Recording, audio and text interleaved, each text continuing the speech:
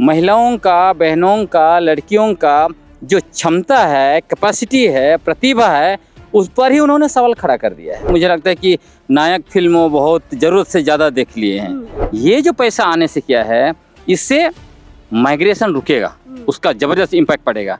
उसके साथ साथ बहुत सारे महिलाएं जो हरिया सब बेचती हैं, हाँ, उनका उसमें भी शोषण होता है, वो सब चीज़ें रुकेगा, शोषण रुकेगा। तो मैया सम्मान योजना को लेकर जो बातें उन्होंने की, मुझे लगता है कि एक स्कॉलर को ऐसा शोभा नहीं देता है। उनके अंदर स्कॉलर चीज़ है कि नहीं है, इस पर बहुत बड़ा प्रश्न चिन्ह भी लग गया है। भाई ऐसे होता ही नहीं है, प्रैक्टिकली दुनिया में कहीं नहीं होता है कि आपको जो पढ़ने लिखने के लिए जो स्कॉलरशिप मिलता है उसको आप सिर्फ जो है कि किताब कॉपी ट्यूशन व्यूशन में ही खर्च कीजिए। अगर पैसा मिलने से 4 दिन वो काम करने नहीं जा रहे हैं, घर में आराम कर रहे हैं, उनका शरीर को रेस्ट मिल रहा है, इसको देख के इनको दुख हो रहा है।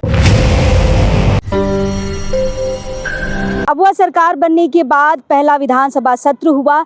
पक्ष और विपक्ष ने कई मुद्दों पर अपने अपने बयान दिए, लेकिन दो लोगों के जो बयान है उसे विवादित बताया जा रहा है। पहला तो है हेमलाल मुर्मू और दूसरा है डुमरी के नए विधायक जयराम महतो का। फिलहाल जयराम महतो ज़्यादा चर्चाओं में इसलिए हैं क्योंकि उन्होंने मैया सम्मान योजना का विरोध किया है। उनके अनुसार मैया सम्मान योजना महिलाओं को निकम्मा बना रही है। फिलहाल हम आपको बता दें कि चुनाव से पहले बीजेपी भी मैया सम्मान योजना का घोर विरोध कर रही थी, जिसका फल हमें चुनाव के दौरान देखने को मिला। बहुत सारी सीटें उनकी घटी, लेकिन अब चुनाव के बाद जीतने के बाद जयराम महतो जो है मैया सम्मान योजना का विरोध कर रहे हैं और कह रहे हैं कि मैया सम्मान योजना जो है महिलाओं को निकम्मा बना रही है, और कई सारे ऐसे पॉइंट्स बताए हैं जो महिलाओं को अच्छा नहीं लग रहा है। उनके अनुसार मैया सम्मान योजना जो है मिलता है महिलाओं को, या जो मिल रहा है उससे महिलाएं लिपस्टिक खरीदती हैं, फुचका खाती है, चाउमीन खाती है, तो नहीं मिलना चाहिए। चलिए, इस विषय पर बातचीत करने के लिए सामाजिक कार्यकर्ता ग्लानसंग डुंगडुंग हमारे साथ हैं। बातचीत करते हैं इसी मुद्दे पर। दादा, खासा विवादित चल रहा है ये बयान। महिलाएं खासकर नाराज चल रही हैं जयराम महतो से, और उनका कहना है कि कहीं अब ये बीजेपी के बी टीम की तरह तो काम नहीं कर रही है, क्योंकि चुनाव से पहले बीजेपी भी मैया सम्मान योजना का विरोध कर रही थी। क्या कहेंगे इस पर? देखिए, मुझे जो लगता है कि चूँकि इनको एक फिल्मी स्टार जैसा अपने को प्रेजेंट करना ऐसा दिखता है। मुझे लगता है कि नायक फिल्मों बहुत ज़रूरत से ज़्यादा देख लिए हैं, और उनको लग रहा है कि अगर हाउस में अपने को स्टार जैसा प्रेजेंट करके रखना है तो कुछ भी चीज़ को काउंटर करते रहो। कुछ पर जो सरकार का सबसे जो महत्वाकांक्षी योजना भी चल रहा है और जिसकी वजह से उसका एक बड़ा असर रहा है चुनाव में, तो उस पर वो हमला कर रहे हैं। लेकिन मुझे लगता है कि यह एक तरह से ये कहें कि उन्होंने गलत नंबर इस पर डायल कर दिया है। मैं इसलिए बोल रहा हूँ कि मुझे भी अपेक्षा था, ठीक है, जब वो भाषा आंदोलन चला रहे थे या फिर कैंपेन कर रहे थे, उस समय में एग्रेसिव होना स्वाभाविक है। लेकिन जब ये विधायक बन गए, सम्मानित विधायक बन गए, और यह भी बताया जाता है कि वो स्कॉलर हैं, पीएचडी स्कॉलर हैं, तो मैं उम्मीद कर रहा था कि हाउस में कुछ उस तरह की चीज़ें दिखाई देगी। वो रिसर्च बेस्ड पर बात करेंगे, डेटा को लेकर बात करेंगे और सरकार को घेरेंगे। लेकिन जिस तरह से मैया सम्मान योजना को लेकर जो बातें उन्होंने की, मुझे लगता है कि एक स्कॉलर को ऐसा शोभा नहीं देता है। उनके अंदर स्कॉलर चीज़ है कि नहीं है, इस पर बहुत बड़ा प्रश्न चिन्ह भी लग गया है। अब देखिए, वो आर्गुमेंट क्या कर रहे हैं। वो कह रहे हैं कि मैया सम्मान योजना जो है 18 से 30 साल की बहनें हैं उनको निकम्मा बनाएगा। उसके बाद जो है कि उनका प्रतिभा जो है उसको ख़त्म करेगा, और ये लोग उस पैसे को दुरुपयोग करेंगे, और उसी पैसे को अगर स्कॉलरशिप के रूप में दिया जाए तब उनका सदुपयोग करेंगे। पहले तो ये क्या लॉजिक है। दूसरी बात है, अब ये देखिएगा, जो 18 से 30 साल की जो बहनें हैं उसमें से लगभग 50% होंगी जिनका ऑलरेडी शादी हो चुका होगा, है ना। ऑलरेडी वो लोग जो है कि मतलब उनके बच्चे भी होंगे कुछ को, तब उनको स्कॉलरशिप दीजिएगा, कहाँ क्या करेंगे स्कॉलरशिप को, कहाँ लेके जाएंगे। एक बात तो ये है। उसके अलावा यह भी बात है कि जब 18 साल में हर एक व्यक्ति को मताधिकार मिल जाता है, और 18 से 30 साल की बहनें जो हैं, महिलाएं जो हैं, मानिए जयराम महतो जी को भी वोट दी होंगी, तो जब ये कह रहे हैं कि ये गलत ही निर्णय लेती हैं, है ना, पैसे का दुरुपयोग करती हैं, तो फिर इनको जो वोट दिए हैं वो भी निर्णय गलत होगा भाई। मतलब एक कुल मिलाकर महिलाओं का, बहनों का, लड़कियों का जो क्षमता है, कैपेसिटी है, प्रतिभा है, उस पर ही उन्होंने सवाल खड़ा कर दिया है। मतलब सोचने समझने की जो शक्ति है बिल्कुल, उस पे बिल्कुल, सवाल बिल्कुल। खड़ा हो रहा है, मतलब सवाल खड़ा कर रहे हैं जयराम बिल्कुल, महतो। मतलब 18 साल के बाद आदमी निर्णय खुद के बारे में ले सकता है। उसको क्या जीवन जीना है, कैसा जीवन साथी चुनना है, या फिर कौन सा जॉब में जाना है, क्या करियर बनाना है, पैसे को कहाँ खर्च करना है, उनको सब पता होता है। निर्णय लेने की क्षमता आ जाती है, इसीलिए उनको मताधिकार का अधिकार दिया हुआ है। अब उसके बाद अगर उनके ऊपर आप सवाल खड़ा करते हैं, इसका मतलब कहीं ना कहीं आप उनका अपमान कर रहे हैं, बेइज्जत कर रहे हैं, उनके कैपेसिटी को नकार रहे हैं। इसलिए मुझे लगता है जयराम महतो जी को उनसे माफ़ी मांगना चाहिए, क्योंकि ये इशू लंबे समय से चलेगा, ये कम नहीं होने वाला है। मैया सम्मान योजना को लेकर महिलाएं बहुत उत्साहित हैं। अभी देखिए चुनाव जीतने के बाद भी फॉर्म मिल रहे हैं, लोग फॉर्म भरने जा रहे हैं, और अभी देखिए 15 लाख जो महिलाओं की आबादी मैया सम्मान योजना का लाभ लेंगी, 15 लाख पहुंच गई है। तब तो ये सवाल 15 लाख महिलाओं के लिए भी है कि क्या निकम्मी आपको बनाया जा रहा है? बिल्कुल, जब इनको ऐसा लगता है तो मैं तो कहता हूँ कि सबसे पहले माननीय विधायक जयराम महतो जी को अपने विधानसभा में जाना चाहिए। उसके अलावा जिन जिन विधानसभाओं में उनको जो वोट मिला है, उन सारे मतदाताओं को समझाना चाहिए। महिला मतदाता? हाँ, नहीं, और भी चूंकि वो वोट दिए हैं तो उनकी वजह से शायद इनको कन्विंस होकर वोट दिए होंगे। उनके घरों में भी बेटियां होंगी, माताएं होंगी ना, जो मैया सम्मान योजना ले रही हैं। तो उनको जाके समझाना चाहिए, उनको बताना चाहिए कि सरकार आपको जो है कि निकम्मा बना रही है, आपका प्रतिभा नष्ट कर रही है, आप जो है कि पैसे का दुरुपयोग करेंगे, आपके पास वो क्षमता नहीं है, इसलिए आप मैया सम्मान मत लीजिए, आप क्षमतावान बनिए, हम बनाएंगे आपको क्षमतावान, उसके बाद इस तरह का सामान लीजिएगा। अब सोचिए, मुझे लगता है कि इसमें उन्होंने यह भी बात कहा है, दूसरा इंटरव्यू कहीं पे मैं देख रहा था कि इससे राजस्व में बोझ पड़ेगा। अब सोचिए कि इस देश में हमेशा यह डिबेट खड़ा किया जाता है, अभी से नहीं, लगातार। जैसे आपने शुरू में बीजेपी का नाम लिया, जब कांग्रेस सरकार थी सेंटर में और कांग्रेस ने मनरेगा योजना लाया जो आर्थिक रूप से कमज़ोर हैं उनके लिए, तब उस समय में बीजेपी ने यही आर्गुमेंट किया कि इससे राजस्व में इतना बोझ पड़ेगा, उतना बोझ पड़ेगा, वगैरह वगैरह। लेकिन जब बीजेपी की सरकार आई पिछला 10 साल में 16 लाख करोड़ रुपया पूंजीपतियों का जो है कि उन्होंने माफ़ कर दिया, तब राजस्व में कोई घाटा नहीं आया, वहाँ पे कोई परेशानी नहीं हुई। मतलब जो भी देश के कमज़ोर लोग हैं, शोषित लोग हैं, वंचित लोग हैं, उनके लिए कोई भी योजना आता है तब उसको सीधे कह दिया जाता है ये राजस्व में घाटा लगेगा, फलाना जगह घाटा लगेगा, या फिर वो जो निकम्मा हो जाएगा, वो बैठ के दारू पीने लगेगा, काम नहीं करेगा, या फिर वो जिस तरह से ये माननीय विधायक जयराम बोल रहे हैं, ये लोग फुचका खाएंगी, चाउमीन चिल्ली खाएंगी। इनको ज़मीनी हकीकत पता नहीं है। इनको पता होना चाहिए झारखंड की अधिकांश महिलाएं कुपोषित हैं, मतलब खून की कमी से जूझ रही हैं। और जब सोचिए कि 18 से 30 साल की बच्चियां, महिलाएं जो, या फिर बेटियां बोलिए, बहनें बोलिए, इन लोगों को सरकार जब पैसा दे रही है, उसको अगर खाने में खर्च कर रही है तो अच्छी बात है ना। उनका जो है कि कुपोषण का जो भी प्रॉब्लम है वो सॉल्व होगा। दूसरी महिलाएं क्या समझे कि महिलाएं फुचका चाउमीन चिल्ली खाने के अधिकारी नहीं है क्या? वही तो, वो तो उनको पूछना चाहिए। उसके बाद मैं ये भी कह रहा हूँ, अगर आप कहते हैं कि सरकार जब इंसेंटिव पैसा दे रही है तो वह ये लोग काम नहीं करेंगे, ड्यूटी मतलब नहीं जाएंगे, मतलब लोग जो है आर्थिक रूप से कमज़ोर लोग हैं, भागे भागे रोज दिन यहाँ वहाँ दौड़े जा रहे हैं, कहीं काम करने के लिए मजदूरी नहीं मिल रहा है, यहाँ पे लाइन लगते हैं। आपको पता ही है रांची में कितना रेजा लोगों का, कुल लोगों का लाइन लगता है। उनको देख के ये खुश हैं।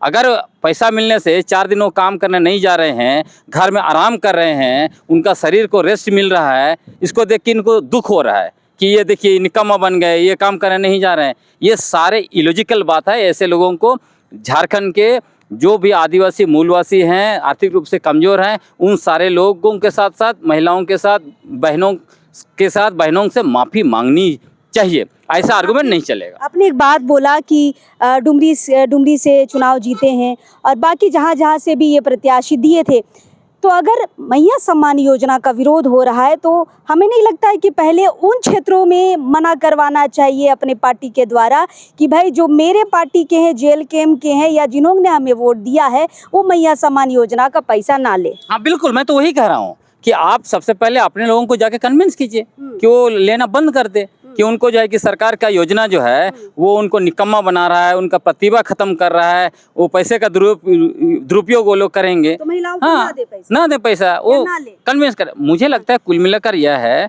कि चूंकि इतनी बड़ी योजना है जिसको काउंटर करने के लिए इनके पास कुछ नहीं है, तो इनको बस उनको बोलना था, जो कुछ भी बोलना था तो बोल के वो चले गए हैं। लेकिन इसे वो बैकफायर हो गया। इसे दो चीज़ों की कलाई खुल गई। एक तो ये कलाई खुल गया है कि भाई ये स्कॉलर बोल रहे थे, इनके अंदर कोई स्कॉलर जैसा कुछ चीज़ नहीं है, ये हवा में कुछ भी बोलते रहते हैं। इनके पास कुछ मतलब मुद्दों को आंकड़ों के साथ, तर्क के साथ सरकार को घेरने की क्षमता नहीं है। वो हवाई तरीके से ही बोलते जाएंगे। पढ़े लिखे विधायक से तो यही उम्मीद थी कि तर्कपूर्ण बात करेंगे। बिल्कुल, हमने भी वही उम्मीद किया था, हम भी उम्मीद किए थे, ये बोल रहे थे। और दूसरा जो मैंने कहा, ये भी निकल के सामने आ गया कि वो जो होता है ना झोला छाप नेता लोग गाली गलौज करते रहते, पावर मिल जाता है तो लठाइत जैसा काम करते रहते हैं। हालांकि लठाइत शब्द उपयोग करना सही नहीं होगा, बल्कि ऐसे दिखाई पड़ता है, इसलिए मैंने कहा। तो मैं कह रहा हूँ कि अगर उनको लंबी पारी खेलनी है तो उनको संयम बरतना पड़ेगा, उनको ज़्यादा स्टडी करना पड़ेगा। बड़े जो बुजुर्ग लोग हैं, स्कॉलर्स हैं, उन सारे लोगों से बातचीत करना चाहिए। उनको जो है कि क्षमतावान खुद को बनाना चाहिए और अपने आप को संयम करके, जितना आप संयम रहेंगे, जितना मृदुभाषी होंगे, जितना अच्छा बोलेंगे, उतना आप समाज में स्वीकार किए जाएंगे, लोग स्वीकारेंगे, आपके पास जाएंगे। आप जो है कि एक अफसर का गाली दे रहे हैं, उसको गाली, ये थोड़ा दिन के लिए चलता है, फिल्मी स्टाइल चलता है, लेकिन फिल्मी स्टाइल जो रियल लाइफ में वो सर्वाइव नहीं करता है। डुमरी की महिलाओं को अगर मना कर दिया जाए कि आप चूंकि आपने जयराम महतो को वोट किया है, आप मैया सम्मान का पैसा ना ले, तो आपको लगता है महिलाएं मान जाएंगे? आप वहाँ पे वोट करा दीजिए ना, आप वोट करा दीजिए उसी के बेसिस पर, फिर आपको पता चल जाएगा। उनको उतना क्षमता है तो रिजाइन मारे, अपना पद से रिजाइन मारे और दोबारा उसी के बल पर वोट हो जाए वहाँ पर, आपको स्थिति बदल, हाँ, आपको पता चल जाएगा। हाँ। और वो जाके कैंपेन कर रहे हैं कि ये जो मैया सम्मान योजना जो है वो आपको निकम्मा बना रहा है, ये जो है कि आपका प्रतिभा को नष्ट कर रहा है, आप जो है कि उस पैसे का दुरुपयोग करेंगी, आप जो है कि चाउमीन चिल्ली खाएंगे वगैरह वगैरह। देखिए, हकीकत यह है कि स्कॉलरशिप जितने भी चाहे तो बच्चों को मिलता है, या फिर स्कॉलर जो PhD स्कॉलर है सबको स्कॉलरशिप मिलता है। तो क्या वो पैसे को सिर्फ ट्यूशन में खर्च करते हैं, कॉपी किताब के लिए खर्च करते हैं, या कुछ और भी में खर्च करते हैं? तो ये बेतुकी बात तो क्या आपसे सवाल कर रही हूँ, क्योंकि जयराम ने ये कहा था कि बच्चों को स्कॉलरशिप के माध्यम से ये पैसा मिलना चाहिए, लेकिन ये निगरानी कौन रखेगा कि खाता में जो पैसा आ रहा है उससे वो लोग किताब कॉपी ही खरीद रही है, इसकी निगरानी कौन रखेगा? देखिए, स्कॉलरशिप ऑलरेडी मिल रहा है, इसमें कोई दो मत नहीं। आपको स्कूल में भी स्कॉलरशिप मिलता है, आपको कॉलेजों में भी स्कॉलरशिप मिलता है, PhD स्कॉलर, हर जगह स्कॉलरशिप है। मान लीजिए स्कॉलरशिप के माध्यम से भी मैया सम्मान योजना का 2500 रुपया अगर आप दे रहे हैं, तो इसकी निगरानी कौन करेगा कि किताब कॉपी पेन ये सब ही खरीदा जा रहा है? भाई ऐसे होता ही नहीं है, प्रैक्टिकली दुनिया में कहीं नहीं होता है कि आपको जो पढ़ने लिखने के लिए जो स्कॉलरशिप मिलता है उसको आप सिर्फ जो है कि किताब कॉपी ट्यूशन व्यूशन में ही खर्च कीजिए, वो फ्री रहता है। आपको निर्णय करना है उसको कहाँ खर्च करना है। हाँ, लेकिन वो उस नाम से दिया जाता है, ये मान के कि आप उसका सदुपयोग करेंगे, लेकिन उसके साथ साथ आपको खाना भी चाहिए ना। आप अगर खाएंगे नहीं तो आपका दिमाग कैसे विकसित होगा, शरीर कैसे विकसित होगा, फिर आप किताब को भी जो खरीदे हैं वो पढ़ेंगे कैसे? बुद्धि बढ़ाने के लिए आपको मेंटल और फिजिकल हेल्थ भी चाहिए ना। अच्छा, एक आखिरी सवाल दादा, चलिए ये हम 18 से 30 साल की लड़कियों की बात तो कर लिए, लेकिन महिलाओं का क्या, जो घर में अपने पति के लिए 2 पैसे के लिए मांगती फिरती हैं, किन्हीं को सैनिटरी पैड खरीदने के लिए भी पैसा नहीं मिलता है। ऐसी कई महिलाएं हैं जो माहवारी के दौरान कपड़ा यूज़ करने से मर जाती हैं, जिनके लिए ये पैसा लाभदायक हो रहा है। और क्या ऐसी महिलाएं जो अपने बच्चों को कुछ नहीं दिला पाती, उनके लिए बहुत मददगार है। जो ईटा भट्टा में काम करने जा रही है उनके लिए मददगार साबित हो रहा है। महिलाएं भट्टा में जाने से अब खुद को रोक रही हैं कि भाई ये पैसा मेरे लिए मददगार साबित है, तो अब हम ईटा भट्टा में पलायन नहीं करेंगे। ये सारी चीज़ों पर क्या कहना चाहेंगे जिनको लाभ पहुंच रहा है ये 2500 का, 30 के ऊपर वाली जो महिलाएं हैं? बिल्कुल, देखिए इसमें ये, मैं जब गांव जाता हूं, मैं निरंतर गांव जाता हूं, मैं देखता हूँ अलग अलग इलाका, चाहे खूंटी इलाका, तोरपा इलाका और भी सिमडेगा इलाका, जंगलों में आप जाइए, जंगलों में आप जाएंगे तो आप पाएंगे कि गांव में लोगों के लिए 10 रुपया भी बहुत मुश्किल होता है मिलना। और गांव का बाज़ार आप चले जाइए तो गांव का बाज़ार में आप जाएंगे तो मैक्सिमम सब्जी जो है या और भी चीज़ें 10-10 रुपये खेजा में बिकता है। क्यों ऐसे बिकता है? ताकि लोग ले पाएंगे। तो इसीलिए ये जो पैसा आने से क्या है, इससे माइग्रेशन रुकेगा, उसका ज़बरदस्त इम्पैक्ट पड़ेगा। उसके साथ साथ बहुत सारे महिलाएं जो हरिया सब बेचती हैं, हाँ, उनका उसमें भी शोषण होता है, वो सब चीज़ें रुकेगा, शोषण रुकेगा। और खासकर जो आपने कहा महिलाएं गिल, खासकर पति कमाते भी हैं तो अपने पास रखते हैं, ये महिलाओं के पास सीधे पैसा आएगा तो महिलाओं का शोषण अत्याचार रुकेगा, उनका मान सम्मान बढ़ेगा। और सबसे बड़ी बात इसमें यह है कि ये कोई खैरात का पैसा नहीं है। इतना ज़्यादा टैक्स वसूला जा रहा है, चाहे जीएसटी के द्वारा और दूसरे माध्यम से। उसके अलावे आदिवासी इलाकों में या फिर मूलवासी उधर रहते हैं, वहाँ देखिए इतना सारा माइनिंग है, चाहे आयरन ओर है, चाहे कोयला है, बॉक्साइट है, उसका जो पैसा आता है वो कहाँ जा रहा है? रिटर्न में इसको मिलना चाहिए। मैं चाहता हूँ विधायक जयराम जैसे लोग, उनको सवाल उठाना चाहिए, हर जिला में खनिज को लेकर जो कमेटी बना, उसका पैसा कैसे विस्थापित लोगों को जाएगा और कैसे जो है कि उस एरिया का विकास होगा, उसको लेके डिस्ट्रिक्ट माइनिंग फाउंडेशन ट्रस्ट बना है। अब उसका पैसा क्या हो रहा है? जैसे बोकारो का डीसी ने 1 करोड़ रुपया ओपन जिम में खर्च किया। क्या विधायक को इसको आवाज़ नहीं उठाना चाहिए?